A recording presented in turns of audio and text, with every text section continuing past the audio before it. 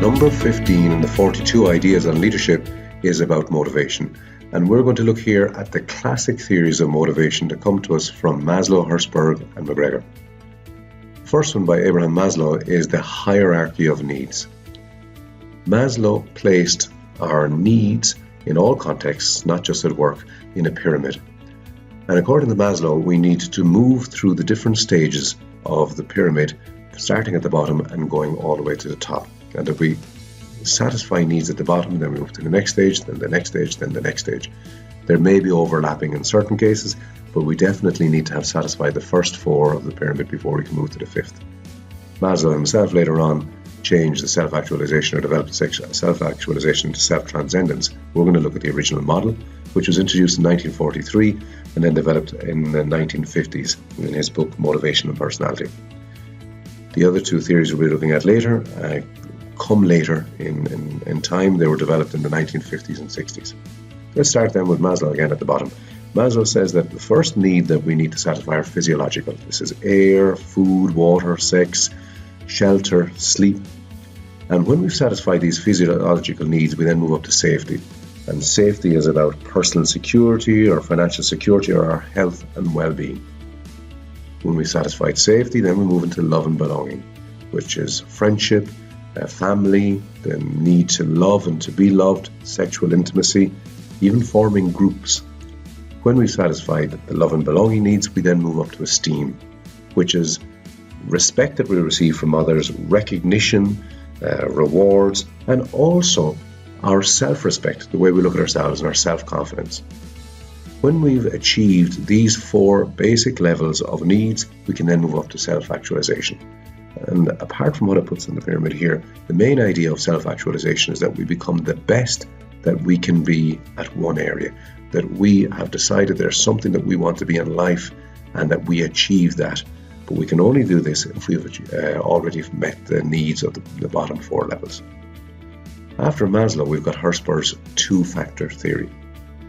This works on the basis that there are factors at work which leave us dissatisfied, and there's factors at work that satisfy us, and that we need both. The first ones are hygiene factors, that if these basic factors are not met at work, then we will be dissatisfied. We need good interpersonal relations, good working conditions, a decent salary. Motivators, on the other hand, would mean achievement or recognition at the work or the work itself, responsibility, and maybe advancement or promotion. It is necessary to have both of these elements to be satisfied at work.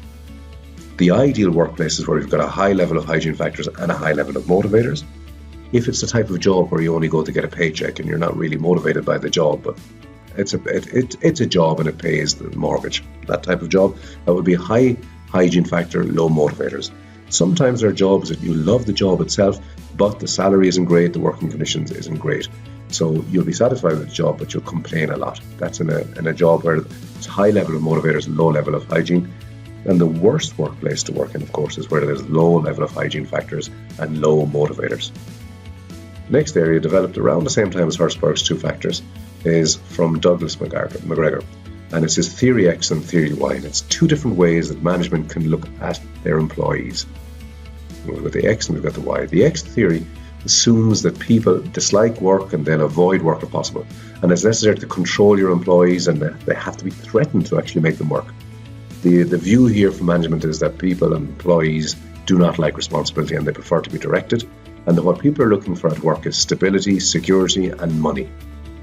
However, the theory Y view of management assumes that people, they do want to work and that they can be self-directing if they're committed. They're motivated by rewards that reflect their higher needs and they want responsibility at work. It also assumes that people are imaginative and creative. When we bring these three classic theories of motivation together, this is what we get. At the bottom of the pyramid, at the bottom of the hierarchy of needs, we've got people motivated by intrinsic rewards. This is also related to theory X and the hygiene factors that are necessary at work. When we move up towards self-actualization in Maslow's hierarchy of needs, we're going towards intrinsic motivators. This is related to theory Y and the motivator element of Herzberg's. So together, these give two very different ways of looking at work. And if you're a manager that believes in strict control and simply expecting that people will work hard to get money, then you're going to be operating in the blue area of the triangle.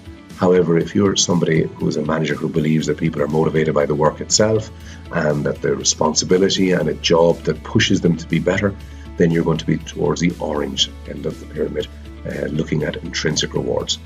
So these three theories together are number 15 in 42 ideas on leadership. They come to us from Maslow, Herzberg and Mc Gregor.